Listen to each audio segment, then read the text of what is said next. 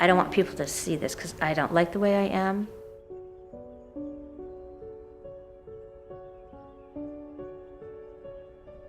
Society tells me I'll never be good enough.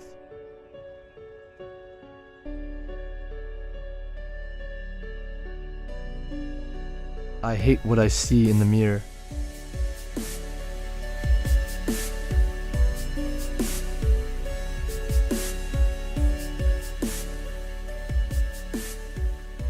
How someone looks. Everything. Someone who's confident and knows what they want. Their eyes. Their hair. People's smile, I guess. A confidence in yourself is really beautiful. I don't really know how to answer that. You know, everybody is who they are regardless of size or shape, and it's not what you look like that matters, but it's really how you interact with the world and how you treat other people.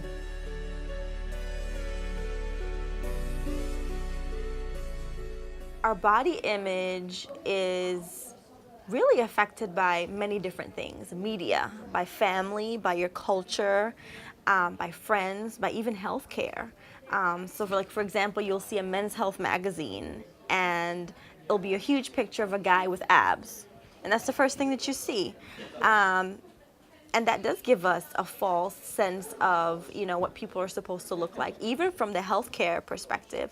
So there are many ways in which we're influenced. So in terms of dealing with it, I think we have to look at it from all those perspectives. You know, what does our culture say about thinness? What does our culture say about people who aren't so thin? It's very important to know that right now we live in American society in what's oftentimes called a culture of thinness.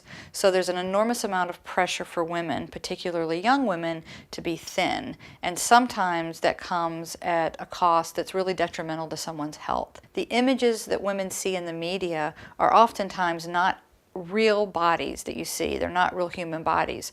The bodies that you see in magazines, oftentimes on the internet, they're actually things that have been created technologically to make you think that somebody can look that way.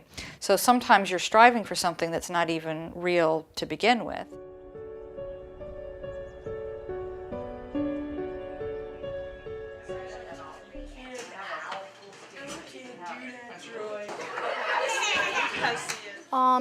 I think they're really inappropriate.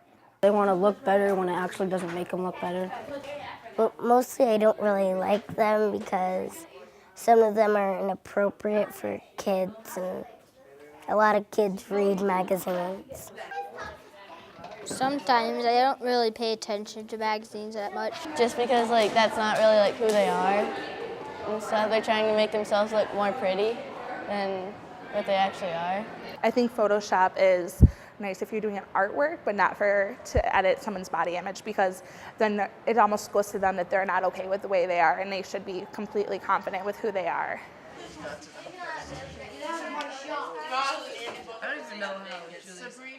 You know, no one's perfect, and Photoshop definitely gives that idea that the person woke up and they look like this, and no one does. And it's definitely something we need to talk about, especially for boys and men also. You know, they face that same pressure that women face.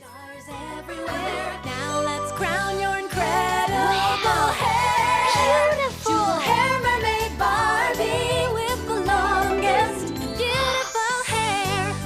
You can style jewel hair mermaid Barbie doll's long beautiful hair with sparkly stars.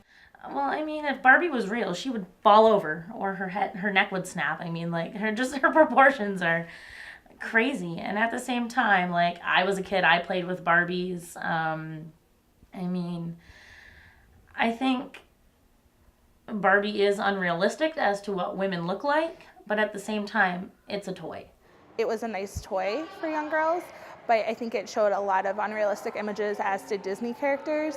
And I think that the new scale of Barbie is becoming more realistic, down to even the accessories and other characters that Barbie had. It was very unrealistic for young girls, and it had a lot of negative images it put in heads at a very young age.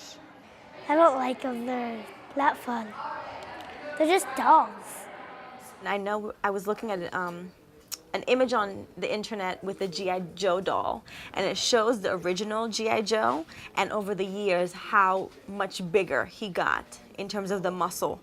And so even in toys for little boys, we see that the image of men has changed. And so over the years, we see men that suffer from body dysmorphia, you know, where they're going to the gym constantly and bulking up.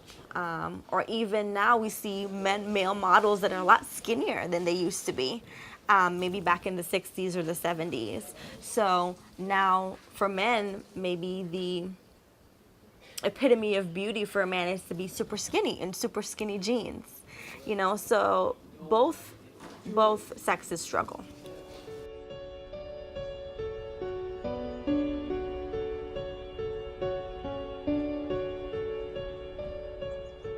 It can come with some real health repercussions. Eating disorders are at a very high rate in this country right now, and oftentimes people who have an eating disorder, particularly women who are thin, who have anorexia, they look in the mirror and they see a different image as what everybody else sees. And if you weigh, you know, 70 or 80 or 90 pounds, you're actually close, in some cases, to actually possibly putting yourself in a situation where that could lead to death. And some people are trying to help you and saying, no, you need to eat. So then it also can merge with what can be some psychological images. That's more than just an image you have in your head, but that can really be some psychological problems that people can have.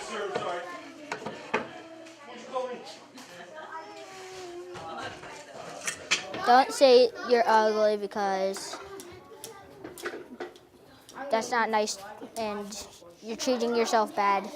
Well, actually, they could be pretty if they want. They don't have to have a lot of stuff. All they need is just to be their self. I think people shouldn't be afraid for other people to see who they really are. It doesn't matter, like, what people say to you. It's just you are who you are. You can be the fat kid, you can be the one that they think is not feminine because you're playing sports, or they can give you labels. It's all very cruel. I think being body positive, I think being okay with who you are and teaching people that, I think it's important for parents to teach their children, you're beautiful. And I know for me that was huge. You know, I grew up with a father who every morning I knew I was beautiful because of what was reinforced in my home. And again, it doesn't mean I don't have my days where I think, oh my goodness, you know, why today of all days? Everyone struggles with it, but it's how much you let it affect your life. So again, it's multifaceted. It's what we teach our children at home. It's what the media is saying. If we could change the media and teach them that, you know, it's okay to have an actress on TV that is not a size 0. And seeing more diversity in film, seeing more diversity in campaigns, media campaigns. I think it'll take a lot. Everybody, especially for like our kids, you know, that's a crazy time for them, and just trying to be there and support them and make sure that they have either a mentor or a friend or a teacher or someone that they can kind of talk to and feel comfortable going to when they need help is so important. It's important to know that there's no one body image that's always existed in time. So different societies have different norms about body images, and that body image can change over time as well. I just don't know why someone would say that, and I would question, why do you think you are ugly? What put that in your head? Why do you get this notion? What do you think is good about you? I mean, there's got to be something good about you. And ugly, define ugly. You know? What is ugly? It's not your face, it's not maybe your hair, your clothes. If you're a mean person, yeah, you are ugly. Ugly is ugly when it comes to that. The rest of it, why would you call yourself ugly? Either you take me like I am, or bye, thank you. I don't know why I have to paint my lips or take the puffiness out or shape my eyebrows in a certain way or curl my eyelashes and make them 6 times longer with a stronger and longer mascara to make me something I'm not.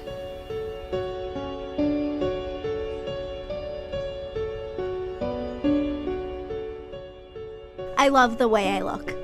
I love my beautiful smile. I define who I am. My body shouldn't define me. Screw society. I love my body.